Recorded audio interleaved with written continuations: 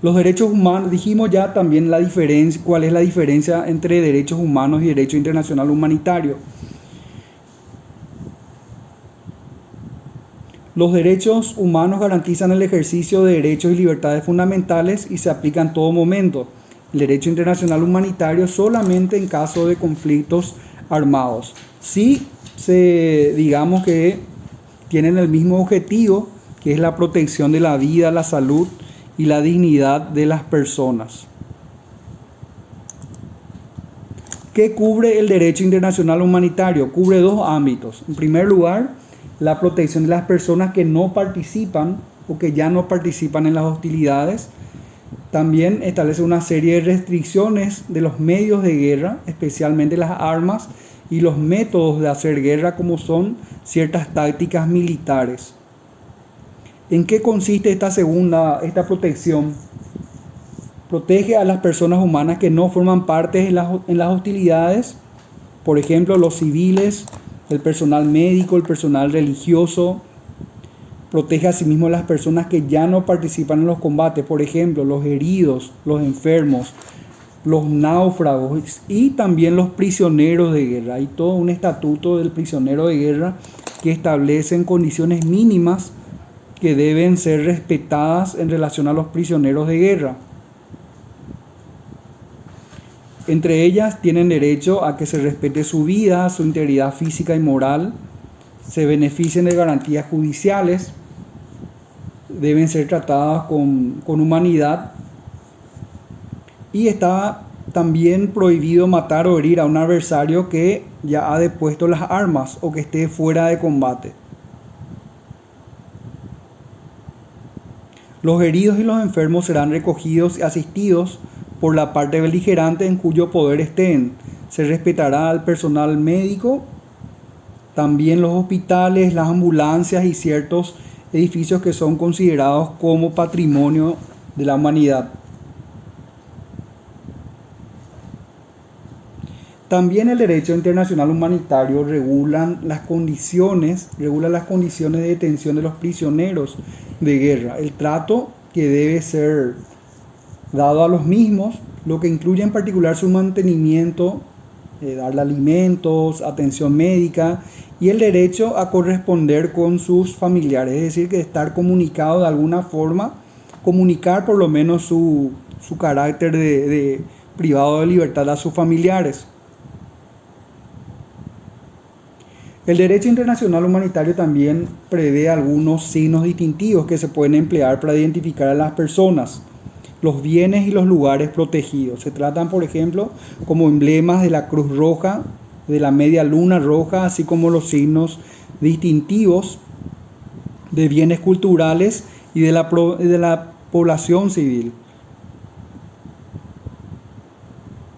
En cuanto a los medios y métodos de guerra, de hacer guerra, también el derecho internacional humanitario prohíbe algunos tipos de armas que causan o generan un daño exagerado o infligen un dolor exagerado a las personas.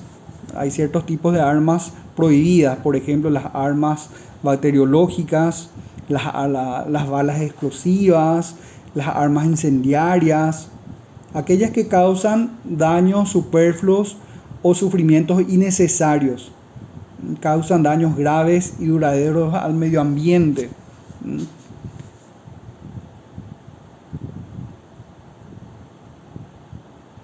Las minas personales, las armas láser, también son prohibidas. Respondiendo a esta pregunta, ¿es realmente efectivo el derecho internacional humanitario? Podemos tener opiniones variadas. De cierta forma, abundan los ejemplos de violaciones del derecho internacional humanitario, pero es un derecho que está en desarrollo y que sí ha servido también para proteger a las víctimas de la guerra. Han habido importantes casos en los que el derecho internacional humanitario ha permitido cambiar las cosas, a proteger a los civiles, a los prisioneros de guerra. Pero sabemos que cuando hay un estado de guerra, por lo general hay un caos y no siempre se respeta el derecho. Dado que el derecho internacional humanitario se aplica en periodos de violencia extrema, respetarlo planteará siempre dificultades.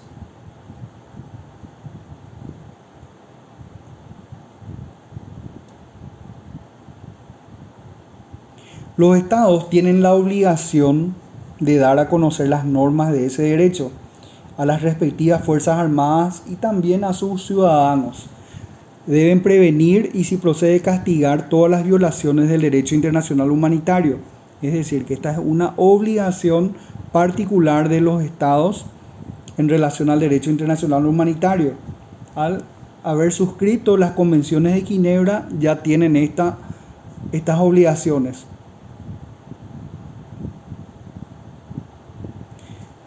Para el cumplimiento deben promulgar leyes, castigar las violaciones más graves de los convenios de Ginebra y de sus protocolos adicionales, que son denominados como crímenes de guerra. Así también tienen la obligación de aprobar una ley que garantice la protección de los emblemas de la Cruz Roja y de la Media Luna Roja.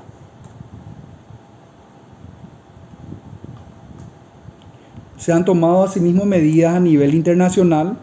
Hay tribunales que se han formado para castigar los crímenes cometidos en los conflictos armados, por ejemplo en Yugoslavia, en Ruanda.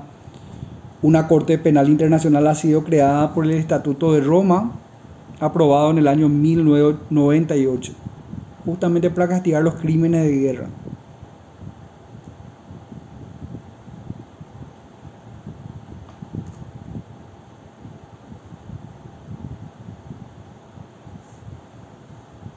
Además del aporte del derecho internacional humanitario, los estados pueden favorecer el cumplimiento de las distintas convenciones, así también las organizaciones internacionales y las personas en particular. En conclusión, son los estados y las partes en conflicto quienes deben garantizar que se cumplan las normas del derecho internacional humanitario. No basta la sola voluntad política. Es necesario que los combatientes sean bien instruidos y entrenados, y también es muy importante la difusión y la enseñanza del derecho internacional humanitario.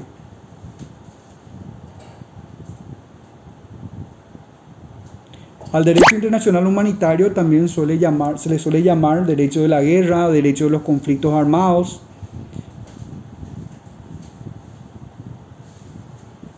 Y protege ¿a quiénes? A las personas que no participan ya en los combates, y limita los medios y métodos de hacer la guerra. Es un conjunto de normas que por razones humanitarias trata de limitar los efectos de los conflictos armados. Bueno, ¿alguna pregunta?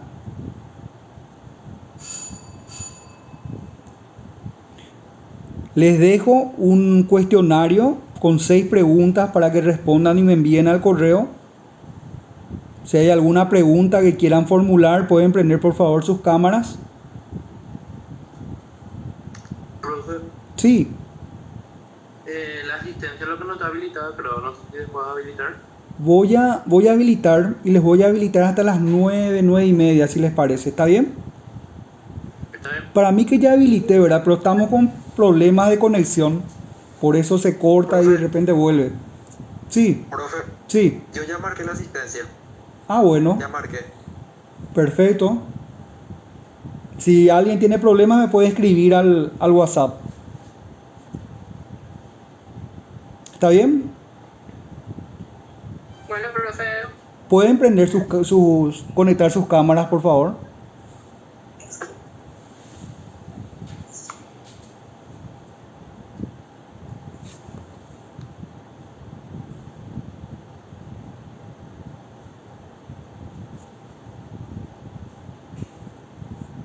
Bueno, si ya no hay preguntas, entonces damos por terminada la clase. Cualquier consulta me pueden hacer al WhatsApp. Nos vemos el próximo miércoles con el desarrollo ya de la unidad 28, que probablemente vamos a desarrollar en 2 clases, por es una unidad, una bolilla bastante larga. Y si es posible, lean ya con antelación. ¿Está bien? ¿No hay preguntas? Buenas noches entonces.